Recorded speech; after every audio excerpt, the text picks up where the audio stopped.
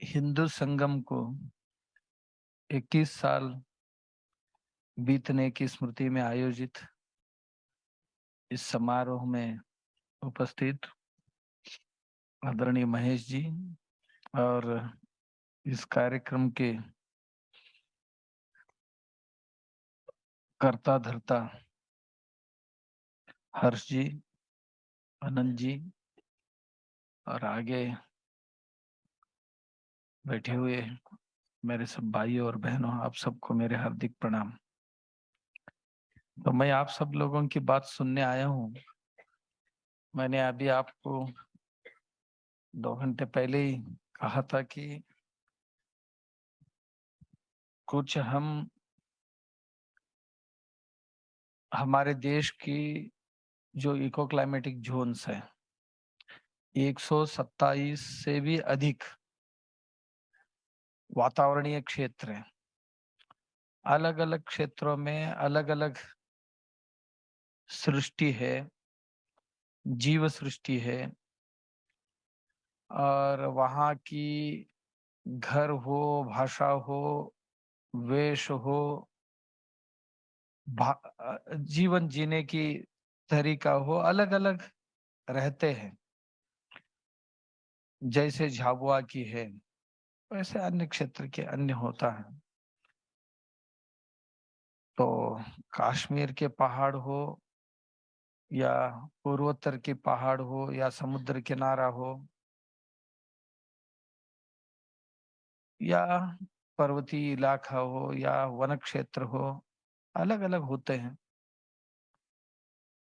अपने अपने क्षेत्र की कई विशेषताएं भी होते हैं, मगर भारत की विशेषता ये है कि विविधता में एकता, यही हमारी विशेषता रही है। पढ़े लिखे लोग हो या कम पढ़े लोग हो, अमीर हो या गरीब हो, या छोटे हो या बड़े हो, स्त्री हो या पुरुष हो, हमारी देश की एक परंपरा ये रही है कि हम सब एक है, इस तरह जीवन जीते आए हैं। जब इसमें थोड़ा अंतर आया तब हम एक दूसरों से कट गए, क्योंकि हर व्यक्ति को आहार की आवश्यकता कम रहते, पानी की आवश्यकता कम रहते और कहीं आवश्यकताएं जो है उनकी वो कम मिलेगा तो भी चलेगा, मगर सम्मान की आवश्यकता जो है वो सबसे अधिक होती है। व्यक्ति को आत्मसम्मान जब नहीं मिलता है तब व्यक्तियों से कट जाता है, समाज से कट जाता है, देश से कट जाता है। उसमें हमारे इतिहास को देखते हुए हम कहीं कहीं बार भगवान ने किसी को अधिक दिया, किसी को कम दिया, ताकत भी और समृद्धि भी। उससे उसको हजम करने के लिए जो विशाल हृदय चाहिए, या कम हो या अधिक हो, उसको झेलने के लिए, उसको पेलने के लिए या उसको हजम करने के लिए जो ताकत चाहिए, वो ताकत जब कम पड़ते हैं तो हम में अहंकार बढ़ जाती है। उस अहंकार की वजह से हम दूसरों को तोड़ते हैं या हम ही दूसरों से कट जाते हैं। ये निर्णय करना जिनकी तिनकी बौद्धिक स्तर पर होता है, मगर ऐसा जब जब होता है तब तब कई समाज के बुद्धिमान लोग आगे आते हैं, इन सभी को जोड़ने की प्रयास करते हैं। जैसे महेश जी ने शुरू में कहा कि कहीं कहीं लोगों के मन में कहीं हीन भावनाएं उत्पन्न करने वाली शक्तियां हमारे देश में हमेशा के लिए प्रयासरत रहे हैं। ब्रिटिश भी आए, वो भी यही काम किए, दूसरे कोई आए, उन्होंने भी यही काम किए कि हमारे देश की जो कमजोरियां देखते हुए या समझते हुए एक को दूसरों से तोड़ने के प्रयास हमेशा करते रहे। और वो कभी-कभी यशस्विता की ओर जाते हुए भी देखते गए और इसी के परिणाम स्वरूप हमारे देश के कई हिस्से कट गए और अलग प्रदेश भी बन गए। जैसे शुरू में हमारे राजा राम जी कह रहे थे कि हमारे यहाँ, और हर्ष जी हम आके बैठे-बैठे ही कह रहे थे कि हम में भी एक प्रयास हुआ था कि एक बिलिस्तान निर्माण करने की एक षड्यंत्र रच गई थी। फिर उसको नष्ट करने के लिए हमारे लोगों के आत्मसम्मान बढ़ाने के लिए ये हिंदू संगम करने की आवश्यकता रही, ये महेश जी ने भी उल्लेख की थी।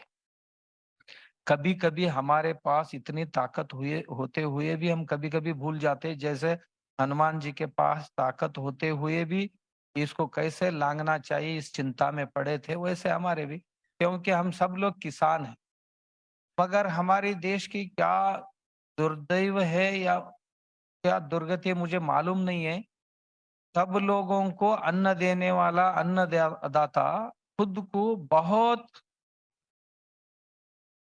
हीन समझ रहा है। यही हमारे देश की बहुत बड़ी दुर्गति, ऐसा मुझे लगता है।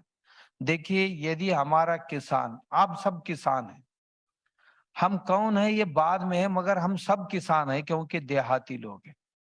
हम किसान लोग यदि अन्न नहीं उगाया होता तो ना जज जी सकता था, ना सैनिक जी सकता था, ना व्यापारी जी सकता था, ना महात्मा जी सकता था, ना कोई शिक्षक जी सकता था, कोई नहीं जी सकेंगे। सबके लिए धूप में, ठंड में, बारिश में मेहनत करके अन्न उगा के देने वाला ये अन्नदाता जो है खुद को बहुत हीन समझने लगा। हम जैसे ये छोटे काम और किसी का नहीं है, उसको लगने लगा कि ये बाकी लोगों को देखते हुए तो हम इनसे बहुत पिछड़े हैं या पीछे है, यही लोग आगे ऐसे उसको लगने लगा। शायद मैं समझता हूँ कि हमारी एक गलतफहमी है। मैं समझता हूँ कि दुनिया को अन्न देने वाला अन्नदाता कभी किसी से कनिष्ठ हो सकता है क्या? हम ही समझ बैठे कि हम बहुत कनिष्ठ हैं, हम बहुत हीन भावनाओं से भर गए हैं। इसीलिए बाकी लोगों को लगता है कि ये गँवार है, ये अनपढ़ है, ऐसा-वैसा कहने लगे, तो इसको अनस्किल्ड मानने लगे। कैसे अनस्किल्ड होगा हमारे किसान? बात न करने वाले 2 बैलों को लेकर हल जोतना और सीधा लाइन छोड़ना और बुआई करते वक़्त 1 इंच पे दाना छोड़ना है या 4 इंच पे दाना छोड़ना है, इतना स्किल जिसके पास है उसको अनस्किल्ड कहने लगे। जो बात न करने वाली गाय है, भैंस है, उसके साथ उसको क्या बीमारी है ये पहचानना, उसको क्यों दूध नहीं दे रही है, उसको दुःख क्यों हुआ है, वो सुखी कैसे रहेगी, ये जो मानस शास्त्र जानने वाला एक मानस शास्त्रज्ञ हमारा किसान, उसको कहने लगे कि ये अनस्किल्ड व्यक्ति है, कौशल्यहीन व्यक्ति है। तो कहते-कहते वो भी सुनते-सुनते उसको लगने लगा कि हाँ, सच में ही मैं अनस्किल्ड हूँ, ऐसा लगने लगा। तो उससे हम खुद ही ये भावना धारण करके हम पिछड़े हैं, ऐसा मानने लगे। मगर शिवगंगा ने ये काम किया कि हम में वो आत्मसम्मान भरा। तो हमें हमारे पैर पर खड़ा करने की, देखिए हमारी निसर्ग सब या प्रकृति हमारी नाश हो रही है। मैंने अभी-अभी आपसे कहा था कि इस प्रकृति के विनाश करके कोई भी अमीर नहीं बन सकता है। माँ को जिन्होंने शोषण करके वो कभी भी अमीर नहीं बन सकता। इस सृष्टि को शोषण करके कोई अमीर नहीं बन सकता है। इसीलिए हमारे लोग जो यहाँ जगाया गया हलमा के माध्यम से, हमारे संपत्ति पानी थी, हमारी संपदा हवा थी, हमारी संपदा ऊर्जा, और हमारी संपदा ऊर्जा के स्रोत हमारे पेड़-पौधे थे, हमारी संपदा हमारे जानवर थे। इन्हीं को हमने सब गवा दिया, अब हम अमीर होने की बात कर रहे, कैसे होंगे? यही बातों को सोचते हुए फिर एक बार पानी से समृद्ध करना चाहिए। मट्टी जो 3 पॉइंट सॉइल कार्बन था हमारा, वो 0.3% बन गए, तो अब आगे ज्यादा दिन चलने वाले नहीं, 10 साल में जमीन खत्म होने वाली है। पानी पहले जब 2 फीट में पानी ऊपर आती थी, ग्रीष्म काल में भी कहीं भी थोड़ा ऐसा रेती बगल में हटा दिया तो पानी मिलती थी। अब 700-800 फीट पे भी नीचे पानी नहीं मिल रही है। तो हम गरीब होती जा रहे हैं, हमारी प्रकृति गरीब होती जा रही है। तापमान दिन बाय दिन बढ़ते जा रहे हैं। अब जो देखिए तापमान, अब बारिश कभी भी गिरता है, कभी नहीं गिरता है, यहाँ गिरता है, वहां नहीं गिरता है, असंतुलन असंतुलन निर्माण हो गया। इसका परिणाम 2033 तक ये होने वाला है। वैज्ञानिकों की ये कहना है कि अब जो 3 महीनों में या 4 महीनों में जो वर्षा काल है, पूरा वर्षा काल में गिरने वाली बारिश सिर्फ 3 दिन में गिरेगी। 3 दिन में यदि इतना बारिश गिरेगी तो क्या हमारी जमीन बचेगी, क्या हमारे घर बचेंगे, क्या पेड़ पौधे बचेंगे? ये ज्यादा दिन नहीं है, अब 10 साल में ये सब होने वाला है। अब नहीं जगेंगे हम तो कोई भी हमें बचा नहीं सकता है। ये बचाने की काम कर रही है हमारी शिवगंगा। ये सब लोगों को जागृत करने की। देखिए पानी के बारे में हो, मट्टी के बारे में, मट्टी की सेहत ठीक नहीं है। कितने भी बारिश गिरे तो पानी दौड़ती है, नीचे उतरती नहीं है। क्यों? ये जहर से भरी हुई है, कॉम्पैक्ट हो गई है। इसीलिए जैविक, किसी हमारे भाई अपने अनुभव कह रहे थे कि हम गांव गांव में ये कर रहे हैं करके, पानी की काम गांव गांव में कर रहे हैं और पेड़ पौधे लगा रहे हैं। माता वन की जो अपना शिवगंगा की जो कार्य है, ये देश के लिए आदर्श है। तो ये हम नहीं करेंगे तो हमें बचाने के लिए कोई नहीं आएंगे। तो इसी के लिए काम करने वाली ताकत और धन की ताकत, ये दोनों को जोड़ने की जो प्रयास। शहर में पैसा फायदा होता है, अन्न नहीं फायदा होता है, और गांव में अन्न फायदा होता है मगर पैसा नहीं होता है। अन्न और पैसा ये दोनों को जोड़ना ये बहुत महत्वपूर्ण काम है। पैसा भी कुछ कम नहीं है। पैसा तो परमात्मा नहीं है, मगर आजकल देखा जाए तो परमात्मा से कुछ कहीं कम नहीं दिखता है वो। तो एक समय ऐसा था हमारे लोगों का, लोगों के लिए, और लोगों से चलने वाले सरकार को लोग डेमोक्रेसी ऐसे कहते थे। मगर आज परिस्थिति बदल गए। पैसे से, पैसे के लिए और पैसे वालों से चलने वाली सरकार, ये रूढ़ी प्रगाढ़ होती जा रही है। ये बहुत महत्व प्राप्त कर रही है। इसीलिए श्रम और धन को जोड़ने की बहुत आवश्यकता है। एक दूसरों के साथ ये हाथ जोड़ के चलेंगे तो दोनों सुखी रहेंगे। ये 21 साल पहले हमारे कई बुजुर्गों ने विचार करके पैसा गांव की ओर जाना चाहिए और अन्न संपदा शहर की ओर आना चाहिए। परस्परों के बारे में मन में सम्मान रहना चाहिए, परस्परों को गौरव, आत्मसम्मान मिलना चाहिए करके जो हिंदू संगम किया था, उसका प्रवास कहाँ तक आया, राजा राम जी ने उसको साध्यंत चित्रों के साथ विवरण किया। हमें बहुत खुशी हुई ये सब देखते हुए। ऐसे प्रयासों की जरूरत है, तब ही देश मजबूत होगा। मैं जब हर्ष जी के साथ बात कर रहा था तो मुझे पता चला कि हमारी जनजातीय समाज में क्या-क्या रूढ़ियां है, क्या-क्या परंपराएं हैं, और वो अन्यों के लिए कितने आदर्शवत है। आगे पढ़े लिखे लोग खुद को इतने होशियार समझते, हम इतना अगड़े समझते, तो कभी कभी इन चीजों को सोचते हुए लगता है कि हम बहुत पिछड़े हैं। हम खुद को ही कुछ समझ के बैठे हैं, जब दूसरों को समझने जाएंगे तो जैसे कबीर का दोहा है ना, वैसे हम दुनिया में बुरी लोगों को ढूंढते जाएंगे तो कहीं नहीं मिलेगा, क्योंकि हमसे बुरे कोई है ही नहीं है। हमारे मन में झांक के देखेंगे तो बहुत शायद हमसे बुरे कोई नहीं हो सकते। वैसे कमियां कहीं भी नहीं है, हमें ही हो सकते हैं।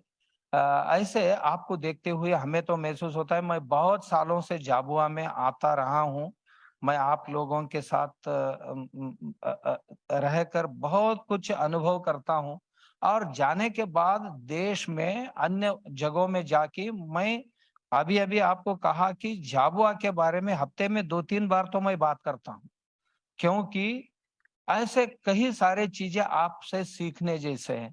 मैं अभी भी आया हूँ तो आपसे कुछ सीखने के लिए ही आया हूँ। आपके लिए कुछ कहने के लिए नहीं आया हूँ। तो आप जैसे जग जाते हो वैसे सब लोग परिस्थितियाँ अलग हो सकती है, अलग-अलग प्रदेश की मैंने जैसे शुरू में कहा। तो ज़रूर इस जो हिंदू संगम के 21वीं स्मृति समारोह जो हो रहा है, इससे बहुत कुछ सीखेंगे, समझेंगे और इसमें से हम स्वावलंबी और भी बनने की मेरे घर के सुबह से लेकर शाम तक के जितने चीज़ें लगने वाले हैं, इसके बारे में हम सोचना चाहिए। दंत मंजन से लेकर रात सोने तक कितने चीजें लगते हैं, करीब-करीब 30-40 चीजें हमें छोटी-छोटी लगते हैं। क्या इसमें से मेरे गाँव में या मेरे जिले में कितने तैयार होते हैं, इसको भी सोचना चाहिए। और मैंने देखा कई गाँव में ये, हमारे गाँव में भी देखा कि 5% भी चीज़ मेरे गाँव में नहीं होती है। हम जितने इस्तेमाल करते हैं ना दिन भर में क्योंकि मुझे अगरबत्ती भी चाहिए, बात भी चाहिए, मुझे तेल भी चाहिए, मुझे साबुन भी चाहिए, दंत मंजन भी चाहिए, मुझे कोई मसाला भी चाहिए, अनाज भी चाहिए। इसको देखते-देखते मुझे लगता है कि 5% चीज़ ही मेरे गाँव में या मेरे आस-पास में मिलते हैं, बाकी ये सब बहुत दूर से लाना पड़ता है। मुझे यदि स्वावलंबी, स्वाभिमानी होना चाहिए तो क्या ये मेरे गाँव में, ये मेरे घर में कहीं पैदा कर सकता हूँ? क्या-क्या हम इस्तेमाल कर सकते हैं एक सामूहिक जीवन में? इसी प्रयास में शिवगंगा अलग-अलग चीज़ों को बनाना और उपयोग करना और परावलंबिता कम करने की बातें आपको सिखा रही है। ये हमारे लिए बहुत आदर्श है। मुझे बहुत खुशी हुई आप लोगों के बीच में आकर, इसलिए मैं इस खुशी के लिए आदरणीय हर्ष जी को और महेश जी को बहुत-बहुत बधाई देता हूँ, अभिनंदन करता हूँ उनको। हम हमेशा मिलते रहे। आप आए, न आए, मैं तो ज़रूर आता रहूँगा आपके पास।